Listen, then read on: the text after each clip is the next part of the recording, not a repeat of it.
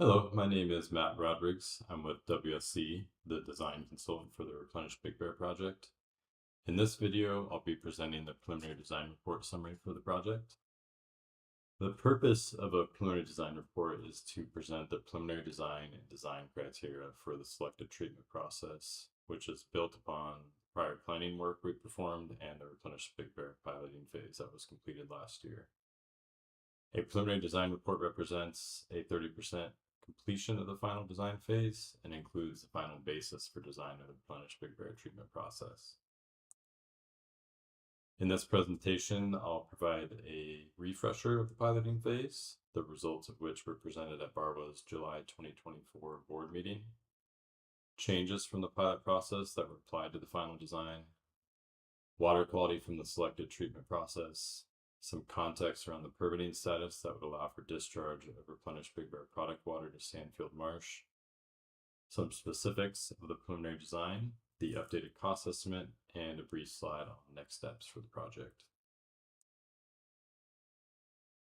Since the pilot phase was an integral step to inform the final design, and it's been about 15 months since we presented this to the board, I'm going to provide a pilot phase refresher, which includes content from that July 2024 BARWA board meeting, as well as the focus of design changes that we carried forward from the piloting phase.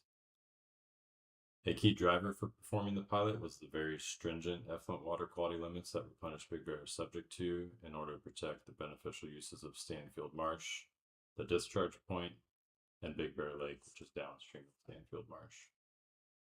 The combination of effluent permit limits for Replenish Big Bear are among some of the most stringent in the US. Therefore, the piloting phase and the water quality data we collected during piloting provide very high value for the subsequent design work we have performed and will perform. As a reminder of what a pilot is and its scope, I'd like to cover what a pilot is and isn't. A pilot is a small-scale test of potential treatment processes using the same source water that would be treated in the full-scale system. For Replenish Big Bear, this meant piloting different treatment technologies in a process train at the BARWA Wastewater Treatment Plant using the existing effluent stream as the influent to the pilot process. The piloting provides an opportunity to collect data, to optimize design of the final treatment process, to estimate the brine production for the full-scale process, and to gain operator experience and feedback for the potential treatment processes. Now, to elaborate on the note about the brine production estimation, the reverse osmosis process that is required for treatment process rejects the constituents it removes as a brine stream. As an inland facility, such as the BARWA Wastewater Treatment Plant, we have to manage that brine on site since there is no proximal brine line for discharge to the ocean, which coastal facilities often can use. And being in a cold climate with higher precipitation rates and lower evaporation rates, and with limited land availability, that means we need to minimize that brine volume to allow for evaporation within a minimized footprint. This also means a higher recovery of product water to increase the amount we're able to discharge to Sandfield Marsh, which provides further benefits. We'll touch on this concept a little bit more later in the presentation. What the Replenish Big Bear pilot was not was the final treatment process or an exact report on the program's water quality that would be discharged into Stanfield Marsh.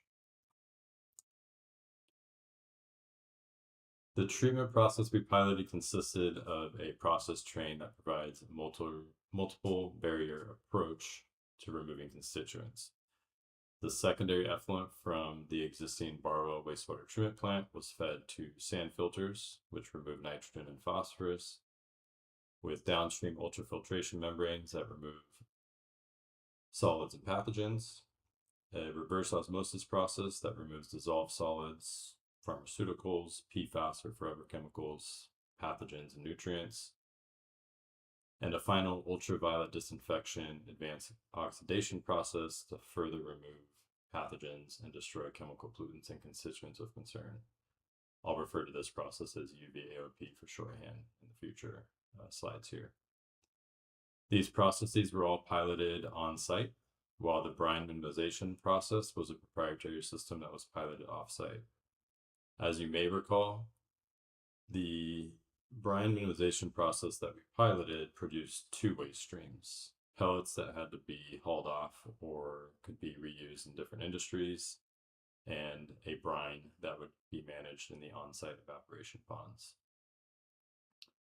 As a reminder, a brine minimization process reduces the volume of brine by producing additional product water that is combined with the reverse osmosis product water, leading to a higher total system recovery of the water that we'd be able to discharge to Stanfield Marsh.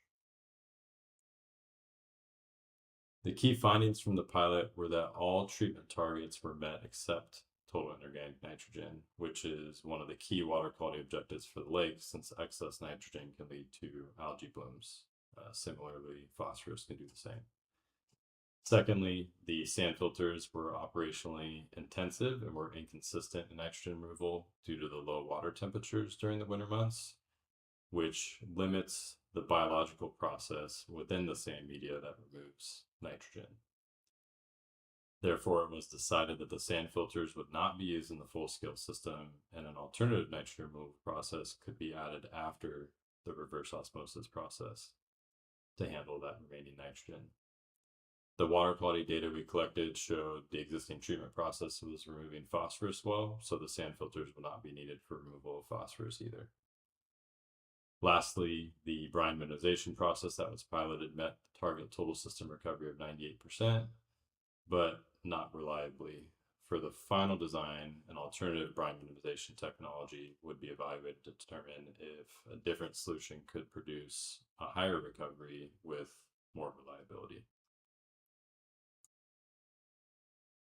As I mentioned on the prior slide, total inorganic nitrogen was the only treatment target not met, as shown here in yellow. And we'll use the structure of this slide later in the presentation to summarize the water quality for the selected treatment process, so I'll provide some clarification on what we have shown in each row here. The first row lists constituents and design parameters that are of the greatest concern for Replenish Big Bear, as they represent the most stringent water quality objectives we must meet.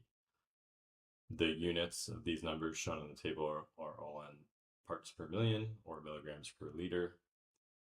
In the middle column, some drinking water objectives are shown for comparison to the anticipated Replenish Big Bear permit objectives in the second to last column. And aside from total dissolved solids, these limits are at or close to the limits of technology, meaning we must employ the most advanced treatment processes available to reliably meet our targets. The pilot treatment results in the last column are representative of the reverse osmosis effluent from the second phase of the pilot that was performed. And again, we were able to meet all these targets except for total inorganic nitrogen. Given the performance of the pilot, the water quality data we collected, and Barlow staff's experience operating the pilot, the focus of design changes moving forward was to meet the total inorganic nitrogen limit and to optimize the brine minimization process. To meet the total inorganic nitrogen limit, we must remove that additional ammonia, one of the 3 total inorganic nitrogen species, with a proven treatment process that does not need to be piloted. And to optimize the brine minimization process, we wanted to find an alternative with a higher recovery and reliable operation.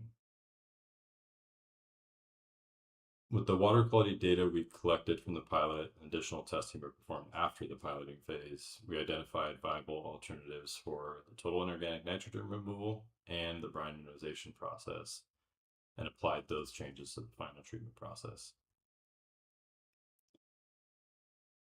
To meet the total inorganic nitrogen limit, the sand filters are not needed, since the existing oxidation ditches at the Barlow Wastewater Treatment Plant provide good nitrogen and phosphorus removal, so we looked to a downstream polishing step to remove residual ammonia that had caused us to miss that total inorganic nitrogen target during the pilot.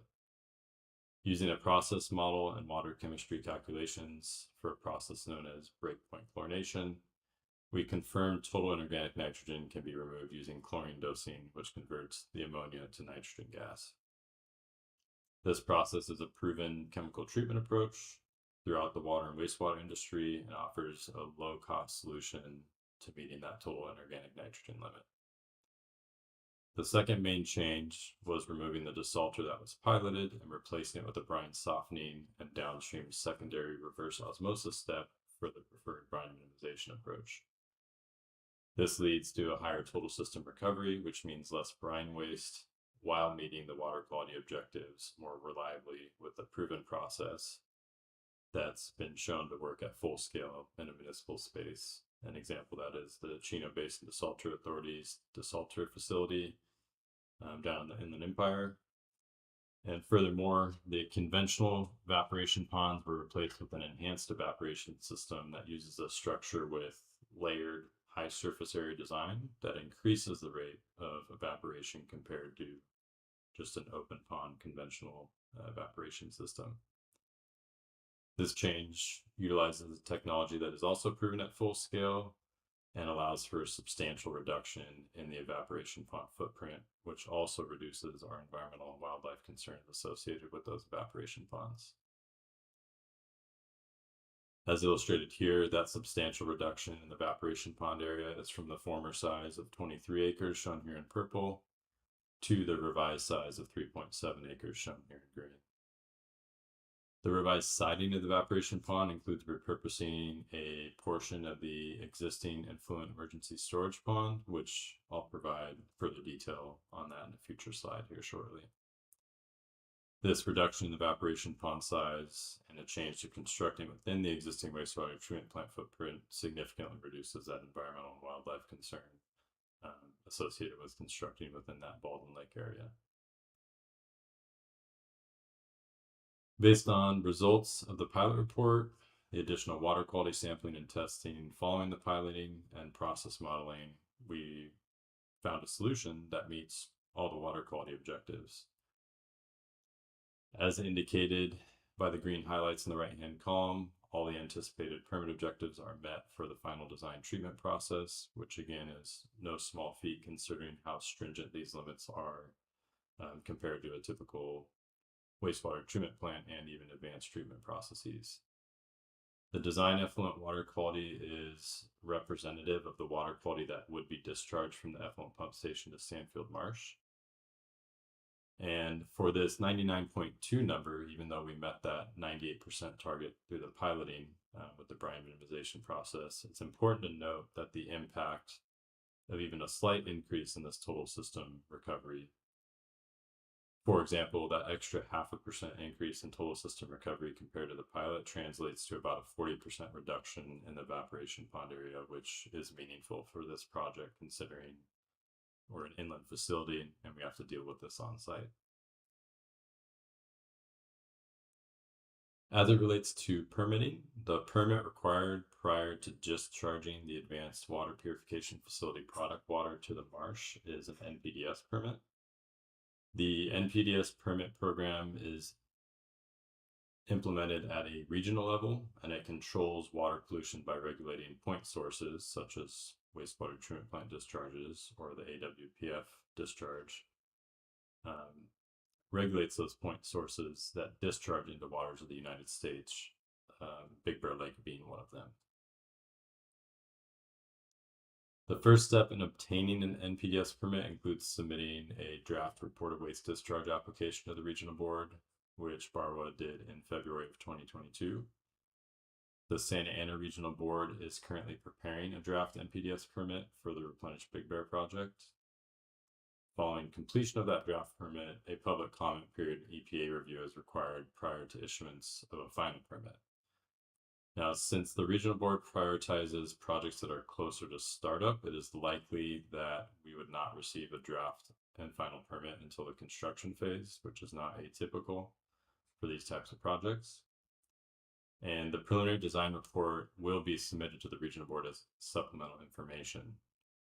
But the permit process is not dependent on the PDR, as the regional board provides discharges the water quality limits and monitoring reporting requirements, but they cannot dictate the selective treatment process or how you meet those limits. And with these design changes that we went over in prior slides and the design effluent water quality, this project is permittable. So now that we've discussed changes from the piloting process, the product water quality and permitting status, we'll review some details of the preliminary design that serves as basis for the final design. This figure, the pilot process flow diagram, was shown earlier in the presentation, but I'm capturing it here again to draw parallels and differences to the final process flow diagram on the next slide. So as a reminder, the sand filters were removed from the final design, and the brine minimization process in this dashed line box was replaced with a different one. The ultrafiltration, RO, and UVOP treatment train is what we consider the core of our advanced water purification process and is unchanged for the final design. So looking at the final process flow diagram for the selected treatment process, the secondary effluent from the existing wastewater treatment plant will be fed directly into the ultrafiltration membranes, followed by primary reverse osmosis unit, and then that UVAOP process. The brine minimization process includes the aforementioned brine softening step, which uses lime to remove constituents from the primary RO brine that can cause scaling in the membranes. And that softened brine is then conveyed to a secondary RO process, which recovers additional product water and then minimizes that brine stream. The water production from the primary and secondary RO processes is what constitutes that 99.2% total product water recovery, which means for every 1,000 gallons we put into the system, we would get 992 gallons out as product water. This is a big win for this project and a very high recovery, because this recovery is high for a process that does not use a more energy intensive thermal or mechanical process to minimize the brine that other inland facilities may employ. The minimized brine stream from the secondary RO process is sent to the on-site enhanced evaporation system. And then downstream the UVAOP system, a product water stabilization step is included, which uses lime and CO2 to adjust the alkalinity and pH of the water to reduce its corrosivity, which would otherwise impact downstream infrastructure and impact the lake's water quality. And the last step is the previously mentioned ammonia removal process using chemical treatment with sodium hypochlorite prior to discharge to Stanfield Marsh. The produced water from this process meets all water quality targets, and using automated instrumentation, valves, water quality analyzers. The design includes automated diversion of any water that doesn't meet the water quality requirements, so that water never gets pumped off site, but instead would be recirculated back to the existing headworks for retreatment. This is a snapshot of the site layout for this process, illustrating where the process building and the evaporation pond areas are located. The process room within the process building houses most of the treatment equipment, and the evaporation pond areas include two independent sections, with the enhanced evaporation system located in the western or page left section. The evaporation pond area repurposes the existing emergency storage pond area, which will be preserved for that purpose using this eastern section, or towards page right of the evaporation pond area. Once the brine becomes too concentrated on this west side for this enhanced evaporation pond to recirculate it further, which means it gets to a really high total dissolved solids content, it would be sent to the east side for long-term storage before it's removed after several years. The evaporation pond areas will be double lined with a leak detection system to alarm operators if the line has been damaged. And the evaporation pond design also includes 7 monitoring wells around its perimeter to monitor water quality in the event of a leak from one of the 2 sections of the evaporation ponds. This is a closer look at the process building layout, which includes the advanced water purification facilities, influent pump station and effluent pump station on the west side, the majority of the process equipment in the process room, the electrical room on the east side, and then the chemical storage areas on the south side. We've included this layout just to illustrate the scale of the system and its various components. Changes to the treatment process since piloting have expanded the footprint of this process and required a larger building area.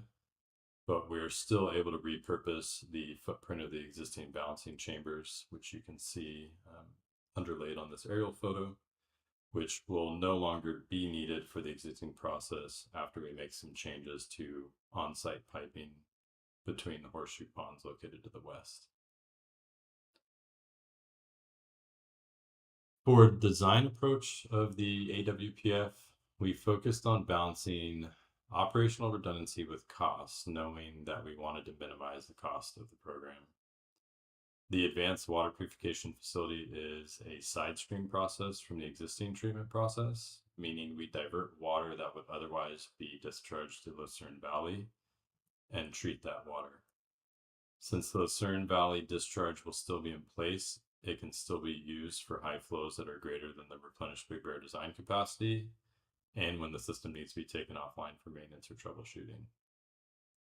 Now, in consideration of that flexibility, we sized equipment to accommodate fluctuations in the daily and monthly flows, but without full redundancy, since the Replenish Big Bear process is not considered a critical facility, and we have that Lucerne Valley discharge as a backup. Not that we would expect significant downtime, but in the event that it does happen, we've gotten out in the sense that we can continue to discharge the Lucerne Valley while the process is fixed or troubleshooted. Using existing decommissioned tanks from the former Cannibal Solids Reduction System for the AWPF equalization, we can maximize the flow we treat for discharge to Stanfield Marsh. The facility will require an annual 1-month offline period for maintenance of the lime softening system as lime builds up in piping and tanks, and that must be cleaned out periodically to maintain effective operation and prevent any blocks in the system. This maintenance period would be planned for a low flow month to minimize the reduction to annual product water yield. And lastly, as previously mentioned, the existing emergency storage pond was repurposed for the enhanced evaporation process while preserving the volume needed for emergency influent storage. For the offsite facilities, an effluent pipeline is required to convey the treated water to Stanfield Marsh. WSC evaluated 3 main alignments and several sub-alternatives for each of these. The evaluation of these 3 main pipeline alternatives included analysis of operating costs, the easements required, traffic impacts, street repair requirements, proximity to environmentally sensitive areas, constructability, including how environmentally insensitive areas could be avoided, and construction risk. Among the North Shore Meadow Lane and neighborhood alignment shown on the prior slide, the Meadow Lane alignment was selected, primarily driven by its lowest cost and shortest length of piping, but it does require more easements and property owner coordination. Related to the pipeline alignment, one of the agency team partners, MWD, expressed the desire for flexibility to bypass the marsh and discharge directly to the lake in the event maintenance is needed or water quality concerns arise in the marsh. A pipeline extension to the lake would require an additional 7,300 feet of pipeline and 100 horsepower pumping energy. This extension is not included in the PDR because Barlow and MWD developed alternative adaptive management strategies to address MWD's need for flexibility of that marsh discharge. If bypass of the marsh is needed, several adaptive management strategies could provide that flexibility, including coordinating maintenance shutdowns between the marsh and the AWPF, diversion of flows to Lucerne Valley to stop or limit the marsh discharge, adding Big Bear Lake to the NPDES permit as a permitted discharge location to provide that flexibility for future discharge at that location, upsizing the electrical feed loads at the Barlow Wastewater Treatment Plant to accommodate that future upgrade of the effluent pump sizing at the AWPF, and incorporating the pipeline extension and pump upgrades into the capital plan for financial planning purposes. All of these strategies and their conditions for implementation would be included in a Barlow and MWD storage agreement. Now that we presented the on-site and off-site improvements for the Replenish Big Bear project, we'll work through presentation of the updated estimate. The basis of the capital cost estimate aligns with AACE International's cost estimate classification system. AACE is an industry standard reference for cost engineering and cost management that uses a 5-class cost estimating system that relates project definition accuracy ranges to the cost estimate being developed. As you increase the level of project definition, the cost estimate class increases from 5 to 1, and the accuracy range of the estimate narrows. For the current level of product definition for Replenish Big Bear, which is quantified at 25% for this estimate, the accuracy range is within -15 to +20%. The accuracy range can be thought of as a confidence interval for the estimate. And as the project definition increases and details of the design can be further factored into the cost estimating methods, the accuracy of the estimate increases because more design features and elements are known. WSE is scoped to provide updated cost estimates at the 60, 90, and 100% design deliverable levels. The 100% design deliverable cost estimate represents the engineer's opinion of probable construction costs, or what we'd expect construction bids to come in at. The cost sources for the preliminary design report estimate include vendor and manufacturer equipment proposals, contractor outreach, including contractors that have previously performed water and wastewater work in Big Bear, unit quantity takeoffs such as length of pipe or cubic yards of fill dirt, and WSC's engineering judgment based on past project bids and engineering estimates for similar projects. The dollar basis of the estimate is in November 2025 dollars to align with the prior estimate that was presented in 2021. The 2021 estimate was prepared in November 2025 dollars to reflect the projected midpoint of construction, which is standard for engineers' cost opinions. So it represents the cost of construction at the time construction is performed. Lastly, this estimate does not include specific markups for BABA, Build America, Buy America, and tariffs.